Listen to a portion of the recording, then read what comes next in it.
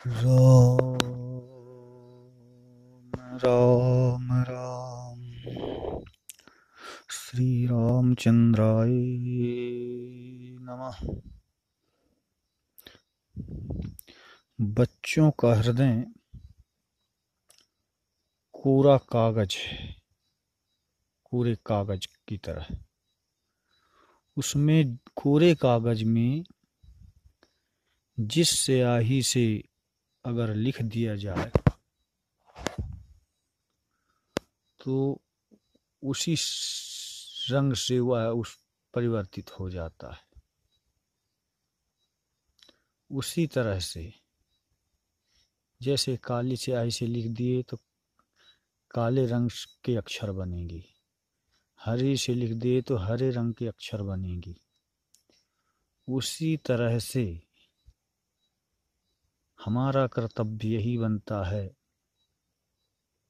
कि बच्चों के जीवन में बचपन से ही अच्छे संस्कार डालें, ताकि उनका जीवन जो है उज्जवल भविष्य की ओर ही जाए। और नहीं तो बुरे संस्कार डालने से, उनके सामने बुरा कार्य करने से, कुछ भी करोगे बुरा कार्य, जैसे कि बीड़ी सिगरेट पीना, मदपान करना बच्चों के सामने, चाहे वो भले ना करें लेकिन देखते हैं तो संस्कार तो पड़ते ही हैं।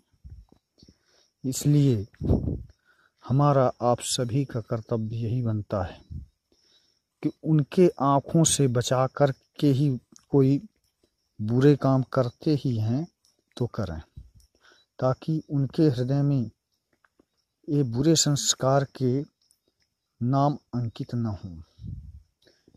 उन नाम बिल्कुल अंकित नहीं होना चाहिए।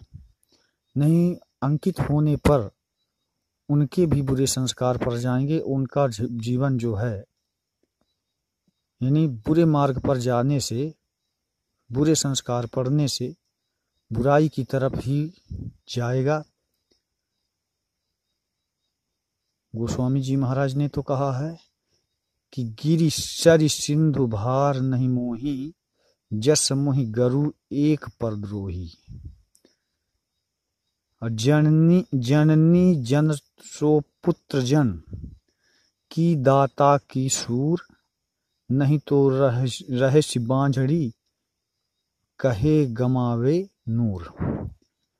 कहा कि अगर हे माता, अगर जन्म देना है तो ऐसा पुत्र का जन्म दे, या तो दाता हो या शूर हो, और नहीं तो बांझ ही रहे। माता धरती कहती है कि पर्वतों का बोझ मुझे वजन नहीं है, गिरि सरि सिंधु भार नहीं मोही। इतनी नदियां हैं, सरता हैं, पेड़ पौधे हैं, इनका बोझ नहीं मेरे को, इनका वजन मेरे को नहीं लगता है। जस मोहि गरु एक परद्रोही, एक परद्रोही का वजन जितना मुझको लगता है। माता सुमित्रा ने तो यहाँ तक कहा है, गोस्वामी जी की लेखनी हमको प्रदर्शित कर रही है कि पुत्रवती युवती जग सोई, रघुबर भगत जासु सुत होई। पुत्रवती युवती वही है जिसका पुत्र सतमार्ग की ओर जाए, जन का कल्याण करे, सारे लोगों का हित करे, वही तो पुत्रवती है। नहीं तो ऐसे बुरे पुत्र को जन्म देकर संसार का विनाश करने के लिए हैं, नहीं तो उसको तो बांझ ही रहना चाहिए।